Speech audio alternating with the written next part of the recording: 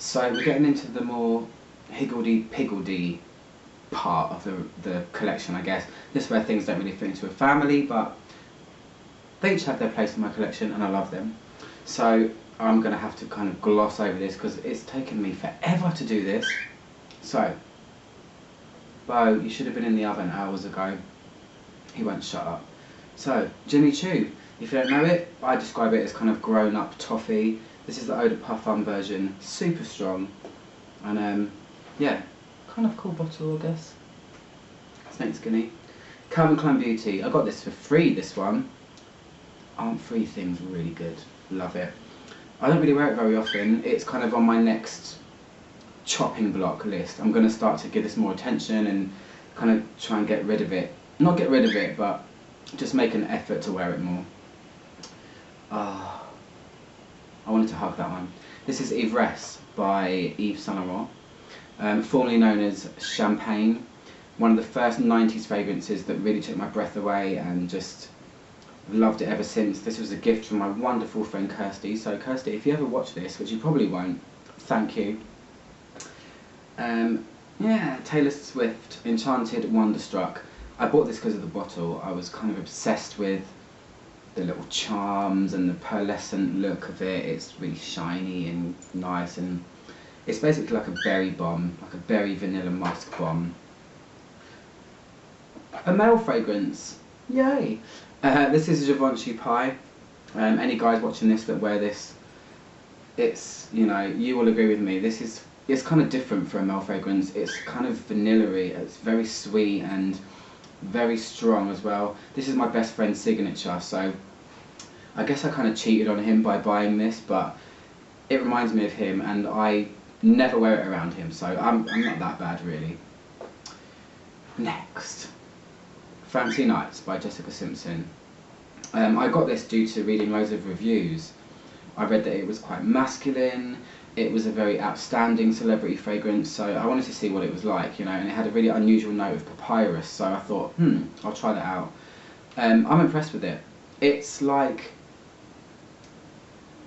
I don't know, it's like it smells kind of classic smelling, like it's a kind of throwback fragrance. It is kind of masculine, but the dry down kind of reminds me of Shalimar.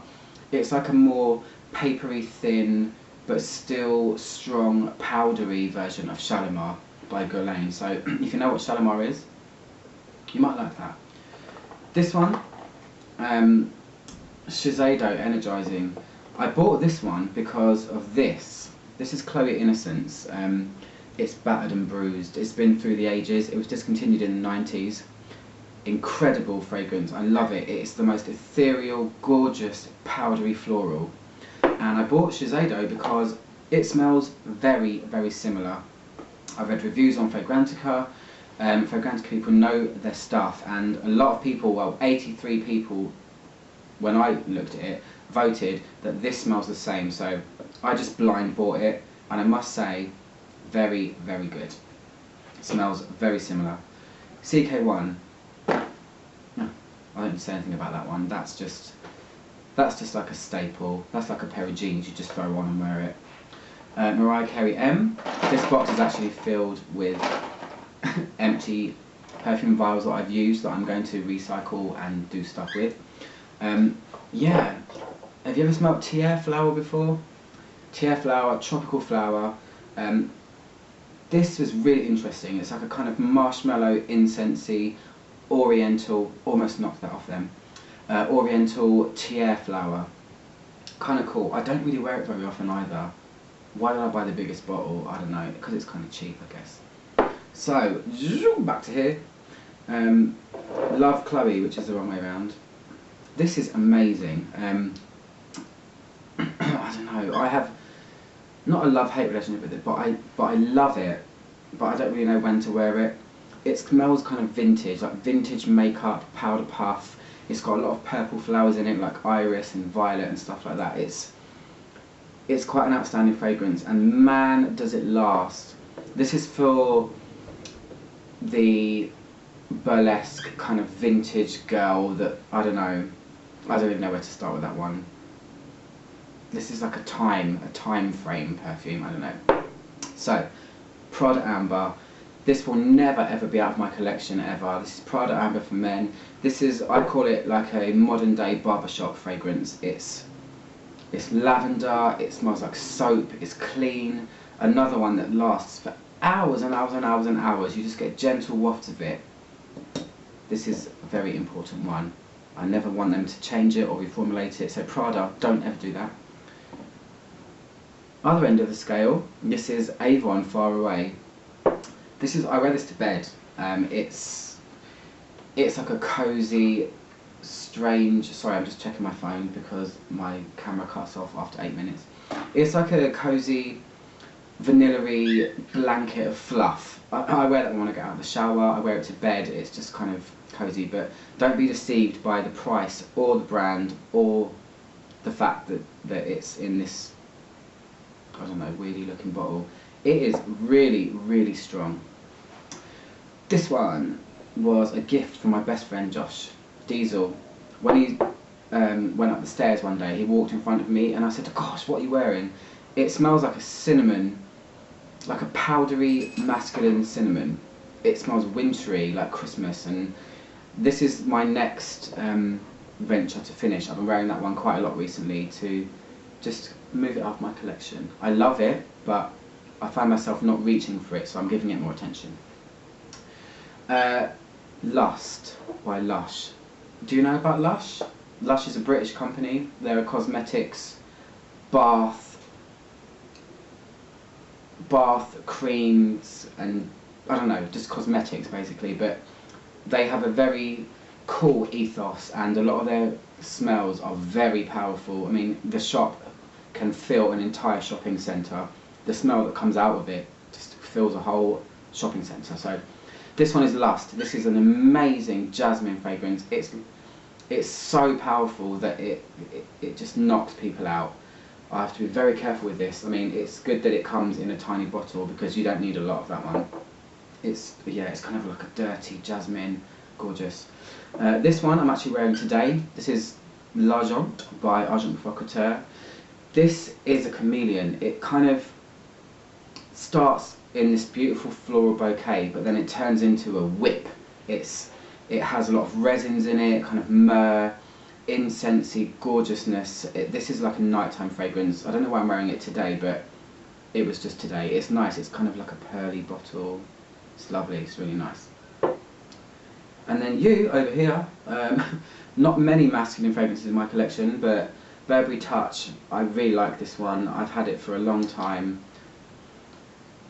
When I want to feel a little bit manly and mysterious, I wear this, which isn't very often, to be honest. But this is one of the most beautiful woody fragrances for men that I've smelled. I had trouble reviewing this one as well. In my review when I did it, which I'll post up here, I don't know, it's kind of baffling, but it has a really nice tone to it. And yeah, I don't really want to finish it. I should, but I don't want to. It's kind of, I've had it for quite a while now, so. Anyway, that concludes this section of my... So here we are again.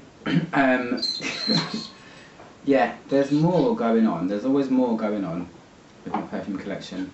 We're coming to the end of it anyway. I'm literally not going to go through all of these because it's going to take me all night. So I'm just going to point out a few notable ones. This is kind of a mix and match of things that don't really fit into any kind of group.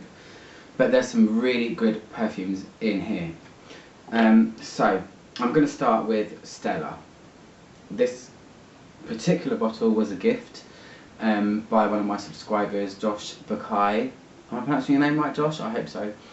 It's my signature scent. This is something that I go to when I don't know what to wear. I feel comfortable.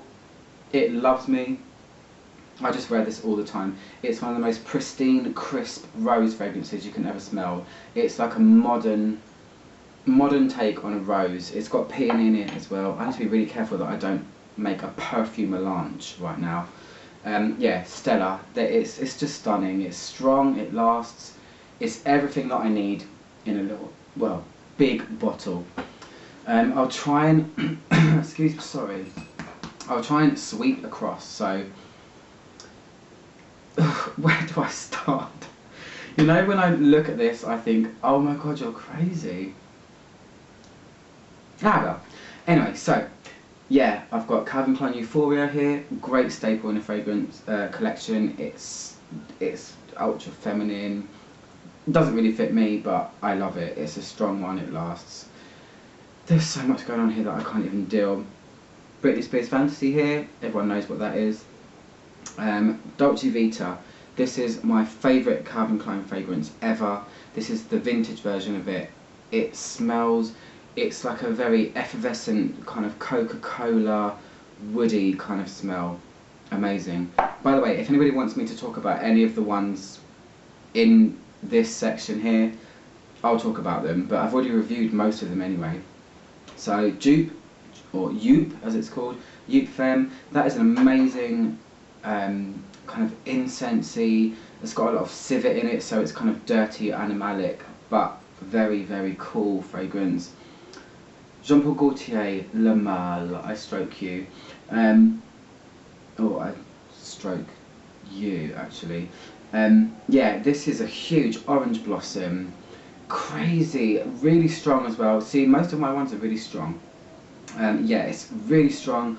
Orange blossom, abundance of flowers, not necessarily something that a typical man would go for. Not that I like to make sweeping statements, but yeah, this one also I don't really know when to wear that one, but I do on occasion. There's so many things hiding here. Baby Doll by Yves Saint Laurent.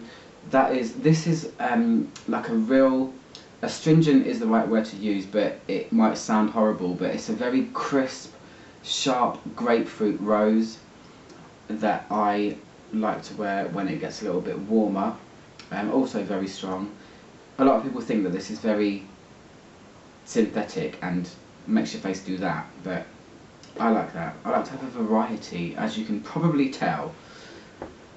Where to go next? I don't even know. This one. Do you like violets? Bulgari Parfum, the original first fragrance by them. This is, the first time I smelled this, it was on a drag queen, and I had to ask her what it was, and this is what it was. This is the most glamorous kind of violet. If you like violets, then this is violet with gold jewellery and heels on. It's just, there's something, I don't know, super special about that one. Let me smell it again. Now you can smell something and it just takes you to that place. That takes me to that party when I smell it on that person. This is why I love perfume, this is why I'm crazy. 1 second, I just need to make sure I'm not getting timed out. Okay, what next? Take your pick. I wish it was live so I could say, tell me which one to go for. Elie Saab, male designer from the Middle East. First fragrance by him.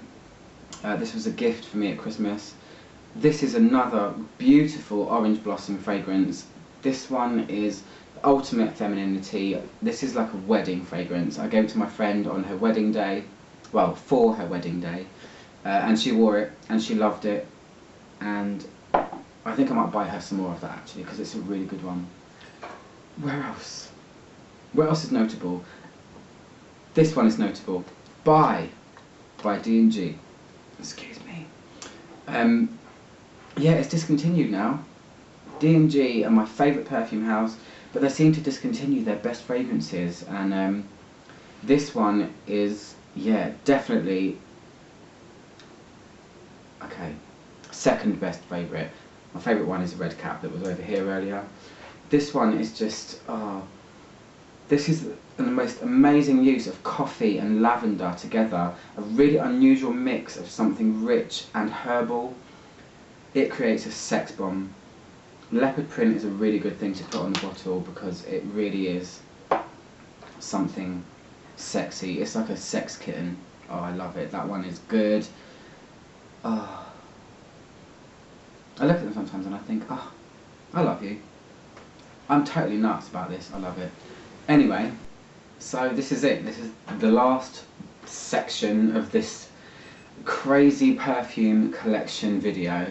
Can you see how the lights changed? It's taken me all day to do this, so I knew it was going to take a while, so I was kind of mentally prepared, but this end part is, I don't know, a little bit different, I guess. I wanted to keep these two here for a special reason. Firstly because I forgot to mention them before, which was dumb of me, but when you're faced with a sea of perfume, you can forget some, but I wanted to give a special mention.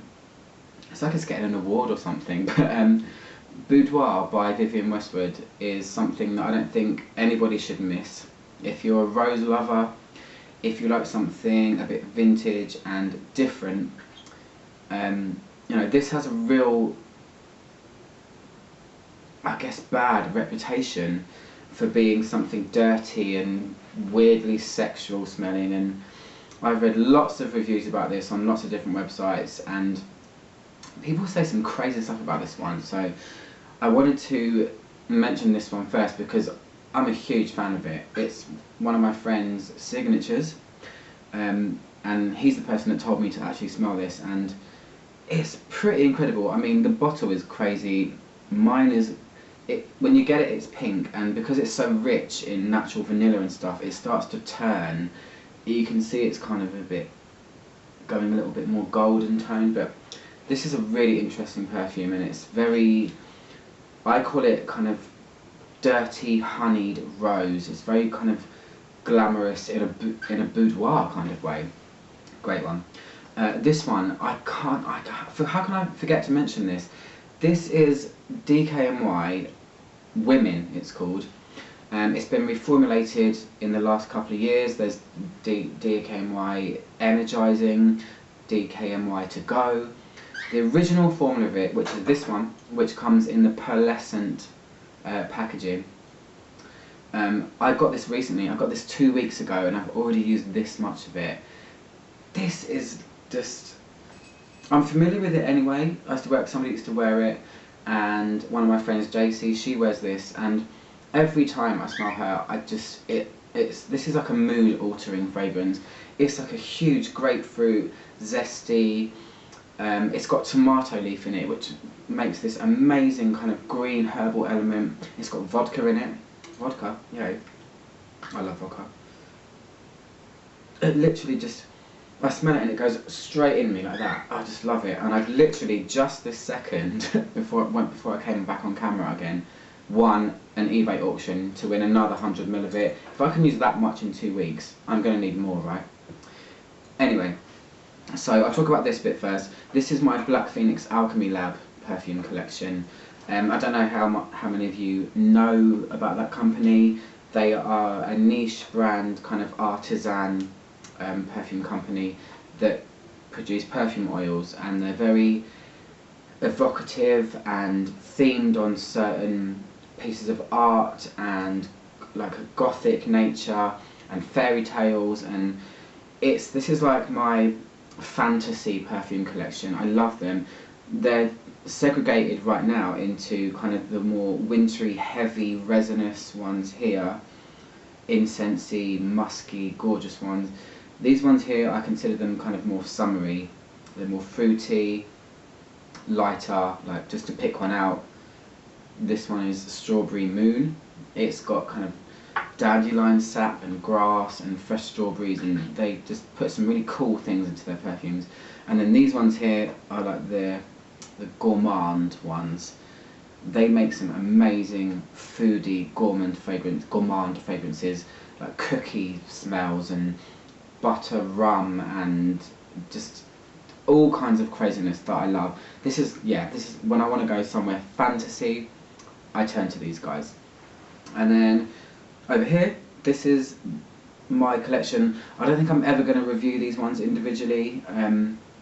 I have reviewed all of these, most of them individually, but these ones I don't think I will. They're by a company called Al Rehab, and these are Arabian kind of oud fragrances. They're very, very strong. Oh, very, very strong. Sorry, too much stuff in one place. Yeah, they're very strong. You need like a little tiny roll of the oil, and it's projecting for hours. It's kind of crazy. I don't know. Them ones kind of scare me, but I've got them for now. I'm just trying to find my feet with those ones. yeah, this is a few random niche samples that I won on eBay, like all of this. I'm trying to get into niche perfumes more and kind of move away from the mainstream. And yeah, this is my kind of niche sample area that I'm getting. It's exciting because I've not smelt any of these. I keep them a secret from myself on purpose, you know, so one day I'll just pick one and then I'll wear it for a couple of days, get a feel for it, and then I'll review it. That's how I work. So that's that really. I just want to say lastly, before I finally pack up for the night and eat some food, yeah, I mean, it's crazy. I love my perfume life. I'm a perfuming student. As you can tell, it's my passion. I absolutely adore it, and it's a lot.